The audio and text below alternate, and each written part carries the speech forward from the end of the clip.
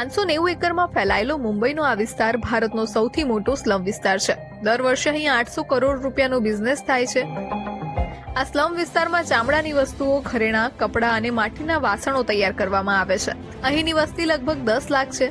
Dharavi redevelopment project એ વિધાનસભા ચૂંટણીમાં મોટો મુદ્દો હતો. 23,000 કરોડનો આ પ્રોજેક્ટ અદાણી ગ્રુપ પાસે છે, પરંતુ ધારાવીના લોકોના મનમાં ડર છે.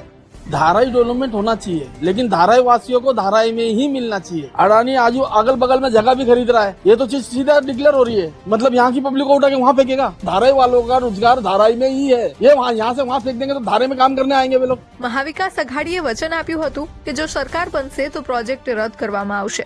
જો કે મહાયુતિની સરકાર બન્યા બાદ પણ આ પ્રોજેક્ટ આગળ વધશે તેવી આશા છે. તો પછી વિરોધ શા માટે?